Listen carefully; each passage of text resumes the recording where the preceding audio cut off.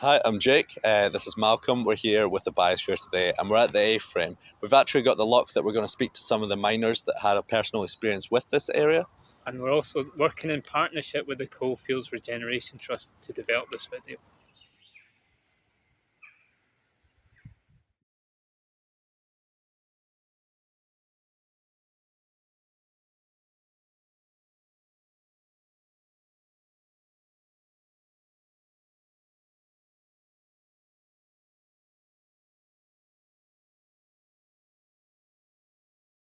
Maybe introduce yourself a wee bit. How are you associated with the Barony A-Frame here? How you worked here, didn't you? Yeah. My name is Brian McGee.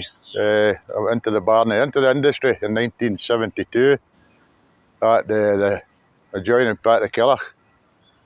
Came out in 75, tried different roles, but went back to the Barony, come back to the industry in 77, the Queen's Jubilee, and retired out it, or made redundant out it in 89. Last man out the pit, me and my mate, done the last cut of coal out it, and the rest is history.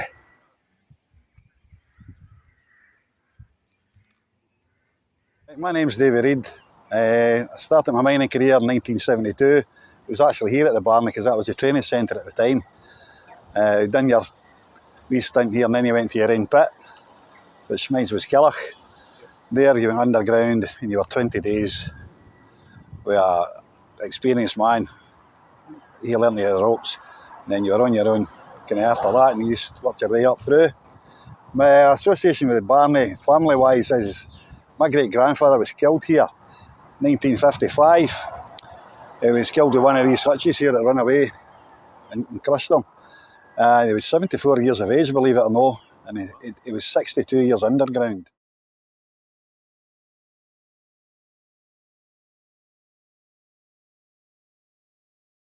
My mining career was the best time of my working life. I was there from 72 till November 86 when Killach colliery closed. I was the last Auchinleck man underground at Killach, so that's my claim to fame. And since then, I've worked at various jobs. Never ever get the same camaraderie. I don't think you ever could. It wasn't the greatest place to work. It was dangerous, smelly, dirty, but the camaraderie among the men was second to none. And sometimes I would have been straight back if it had been there, but it never happened.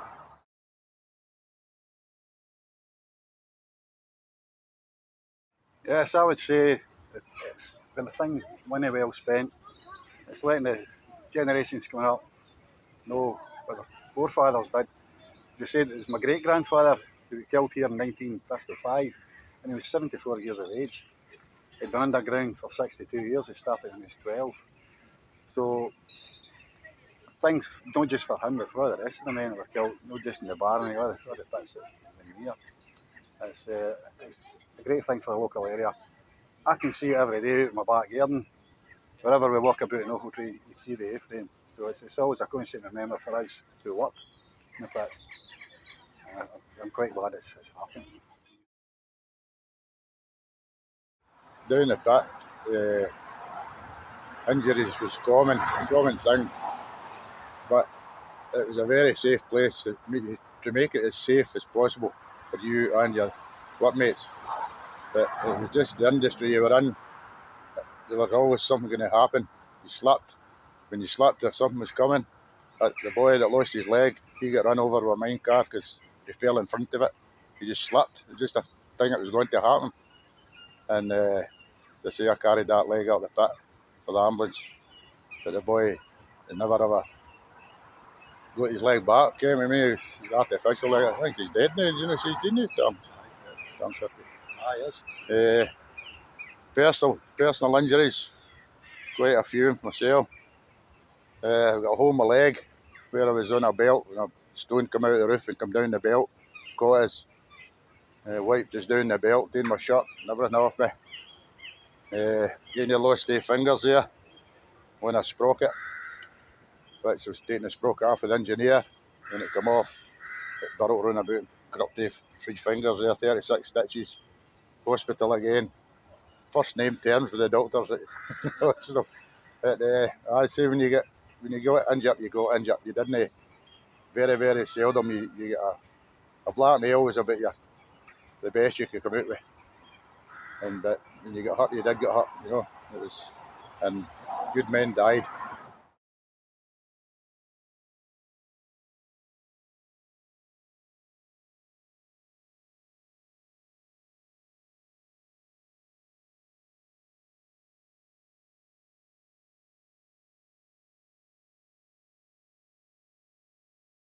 A bad fall used to cry out for the roof. These boys were doing what they call back brushing. It was putting new girders up because of the weight, taking them out and putting new girders up. That's where you guys across the belt shoveling away, and it all just come down and cupped on the back of the neck. Nothing bigger than an inch. Just folded it over, got his win off. We dug him out, dead, staying dead. Just no mark on him, not a mark on him. Just was folded over, and his win was getting his ear pipes and everything was all cut off. Just suffocated. It's just things that happen, you know. It's devastation at the time. But a couple of days later, you're away back, working away, talking about the guy. You know what I mean? And they had brothers and everything that was in the party. To think of all them when you met them. What do you say? What did you know say? You know what I mean? So obviously we're standing under this like huge structure here, and just wondering, do you want to talk about a bit how it actually worked, the mechanics of it? Well, you see, the winding engines sit over there. It worked the ropes. What's the two cages? And the times, obviously, when shift work was changing shifts, it was for the men. It went down a lot slower. But when it was coal, it went very fast, which I experienced at one point. Yeah. But that was the reason. That's the reason the A-frames there. That was your shaft. Then you went out at each level, whatever level you worked at, it stopped there. The men get out. Everybody knew where they were going, and then it shot all the cages again. And I went down to the next level. All the men get out. Yeah. And that's how it worked. Everybody was down the pit. So both the coal and the people were going the same way. Yeah. Yeah. Yeah.